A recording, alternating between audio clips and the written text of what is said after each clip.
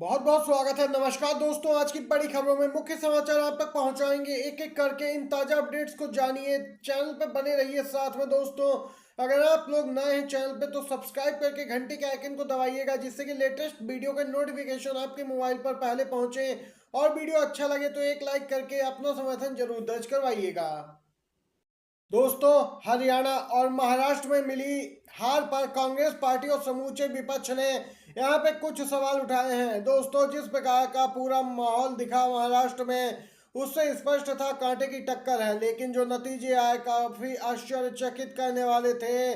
सभी को चौंका दिया इन नतीजों ने कि इतनी जबरदस्त लहर सुनामी थी। लहर नहीं, जी हाँ दोस्तों, जो सवाल है वह कुछ इस प्रकार है कि अगर नतीजे मंजूर नहीं तो हरियाणा और महाराष्ट्र के सभी 88 विधायक सामूहिक इस्तीफा क्यों नहीं दे रहे। यहाँ पे कुछ सोशल मीडिया यूजर्स ये सवाल पूछ रहे हैं पूरे विपक्ष से। बीजेपी अगर चुनाव में धांधली कर रही है, इसके लिए जन जागरण क्यों नहीं हो रहा है। सिर्फ प्रेस कॉन्फ्रेंस और ट्वीट करना ही काफी नहीं होगा। लोग तो लिख रहे हैं कि सिर्फ एसी में बैठकर कुछ नहीं होने वाला। ईवीएम को बैन करवाकर बैलेट पेपर से चुनाव करवाने के लिए सड़कों पर आना होगा। अगर आप ईवीएम के खिलाफ सड़कों पर नहीं उतर सकते तो आने वाले राज्यों में जीत की उम्मीद छोड़ दीजिए। कुछ सोशल मीडिया यूजर्स दोस्तों इस प्रकार विपक्ष से सवाल पूछ रहे हैं। कुछ सवाल हैं यहाँ पर दोस्तों। इसी के साथ अगली अपडेट में जानते हैं मायावती का दोस्तों बड़ा ऐलान। जब तक फर्जी वोट डालने से रोकने के लिए चुनाव आयोग नहीं उठाता सख्त कदम, बीएसपी नहीं लड़ेगी कोई उपचुनाव। दोस्तों, बहुजन समाज पार्टी की प्रमुख उत्तर प्रदेश की पूर्व सीएम मायावती ने राज्य की 9 सीटों पर हुए उपचुनाव में पार्टी को कड़ाई शिकस्त मिलने के एक दिन बाद चुनाव में धांधली का बड़ा आरोप लगाया और कहा कि अब उनकी पार्टी कोई उपचुनाव नहीं लड़ेगी। उत्तर प्रदेश में 9 सीटों पर हुए उपचुनाव में बीएसपी के उम्मीदवार 7 क्षेत्रों में तीसरे स्थान पर रहे, जबकि 2 सीट पर वे आजाद समाज पार्टी और यहां पर एआईएमआईएम के उम्मीदवारों से भी पीछे 5वें स्थान पर रहे। बीएसपी प्रमुख मायावती ने यहां पर पत्रकारों से बातचीत के दौरान कहा कि हमारी पार्टी ने बड़ा फैसला किया है कि जब तक देश में फर्जी वोट डालने से रोकने के लिए देश का चुनाव आयोग कोई सख्त कदम नहीं उठाता, तब तक हमारी पार्टी देश में कोई उपचुनाव नहीं लड़ेगी। जबकि आम चुनाव में इस मामले में थोड़ा बचाव जरूर होता है, क्योंकि सरकारी मशीनरी सत्ता परिवर्तन के डर से घबराती है। दोस्तों, यहाँ पे देख सकते हैं मायावती ने दावा किया कि इस बार के उपचुनाव में काफी धांधली कराई गई। उपचुनाव के दौरान खुलेआम यहाँ पे गड़बड़ियां हुई और इसकी शिकायत भी की गई, लेकिन चुनाव आयोग ने कोई सख्त कदम नहीं उठाया। शिवसेना उद्धव गुट के नेता संजय राउत भड़क उठे हैं सीजीआई रहे चंद्रचूड़ पर। जी हां, महाराष्ट्र नतीजों के लिए केवल पूर्व सीजीआई चंद्रचूड़ जिम्मेदार है, संजय राउत बोले। उन्होंने कहा कि महाराष्ट्र चुनाव के नतीजे आ गए, महायुति को बड़ी जीत भले ही हासिल हुई हो, लेकिन दोस्तों आपको बताएं संजय राउत ने इस बार डीवाई चंद्रचूड़ को घेरा है। उन्होंने महाविकास आघाड़ी की हार के लिए असल जिम्मेदार पूर्व सीजीआई चंद्रचूड़ को बताया है। संजय राउत ने मीडिया से बात करते हुए कहा कि महाराष्ट्र के जो नतीजे आए हैं बहुत चौंकाने वाले हैं। किसी की कोई लहर नहीं थी, किसी को ऐसे नतीजे की उम्मीद नहीं थी। महाराष्ट्र नरेंद्र मोदी और अमित शाह को वोट क्यों करेगा। महाराष्ट्र में पूरा चुनाव प्रचार नरेंद्र मोदी और अमित शाह के खिलाफ चला, इसलिए क्योंकि उन्होंने यहाँ के उद्योग को गुजरात शिफ्ट किया। संजय राउत ने कहा कि ये और यहाँ पे विकास आघाड़ी की हार के लिए जिम्मेदार है चंद्रचूड़। संजय राउत ने कहा कि चंद्रचूड़ ने सीजीआई रहते हुए समय पर निर्णय नहीं दिया, विधायकों की अयोग्यता मामले पर अपना जजमेंट नहीं दिया, 40 लोगों ने बेईमानी की थी।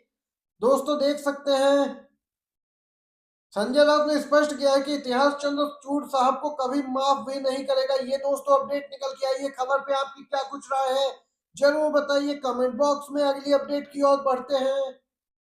वहीं दूसरी तरफ दोस्तों कांग्रेस नेता पवन खेड़ा ने यहाँ पे कई सवाल भी पूछे हैं, घेरा है चुनाव आयोग को।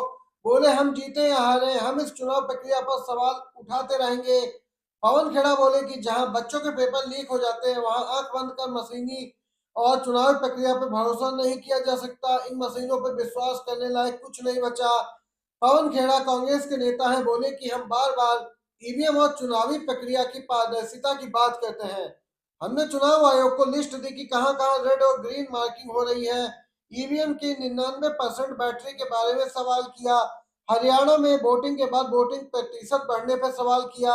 इसके साथ ही नागपुर में बीजेपी नेता की गाड़ी में ईवीएम मशीनें मिली, उसको लेकर सवाल किया। पवन खेड़ा का कहना है कि लेकिन कोई जवाब नहीं आया, चुप रहना कोई उत्तर होता है क्या? यहाँ पे चुनाव आयोग पे जबरदस्त हमलावर है कांग्रेस। तो दूसरी तरफ दोस्तों बयान आया है पूर्व सीएम अखिलेश यादव का। बोले दोस्तों यहाँ पे कर्नाटक, झारखंड और पंजाब जहां भाजपा की सरकार नहीं थी वहां भाजपाई साजिश नहीं चली। दोस्तों इन राज्यों में बीजेपी को तगड़ा झटका लगा है, चाहे राज्य के विधानसभा चुनाव हो या कर्नाटक, पंजाब या फिर पश्चिम बंगाल में उपचुनाव हो, बीजेपी की दाल नहीं गली। दोस्तों अखिलेश यादव बोले इसका मतलब साफ है, जहां भाजपा सरकार थी वहीं षड्यंत्र सफल हुए। दोस्तों अखिलेश यादव बोले जिनकी उंगलियों पे निशान नहीं है उनके भी वोट डाले गए। अगर ईवीएम की फॉरेंसिक जांच संभव हो तो बटन दबाने के पैटर्न से पता चल जाएगा कि एक ही उंगली से कितनी बार बटन दबाया गया। यहाँ पे देख सकते हैं उत्तर प्रदेश विधानसभा उपचुनाव के नतीजों पर सपा मुखिया अखिलेश यादव ने कहा कि चुनाव के दिन लगातार बहुत सारे वीडियो मिल रहे थे, जिसकी जानकारी हम यहाँ पे सोशल मीडिया के माध्यम से चुनाव आयोग और संबंधित अधिकारियों को दे रहे थे। अखिलेश यादव बोले मैंने कुंदरकी से हमारे समाजवादी पार्टी के प्रत्याशी का वीडियो देखा। जब वो वोट डालने निकले तो उन्हें जानकारी मिली कि उनके बूथ एजेंट को निकाल दिया गया। दोस्तों देख सकते हैं यहाँ पे पुलिस प्रशासन का व्यवहार भी सही नहीं था, उनकी मंशा सही नहीं थी। खास तौर से दोस्तों समाजवादी पार्टी के वोटरों को लेकर, एजेंट को लेकर। अखिलेश यादव बोले बड़े पैमाने पर समाजवादी पार्टी के लोग जहां भी वोट डालने जाना चाहते थे उन्हें रास्ते में ही रोक दिया गया। अगर हम मान लें कि वोटरों को रोका गया तो समाजवादी के मतदाता उन बूथों पर नहीं पहुंचे तो वोट आखिर किसने डाला?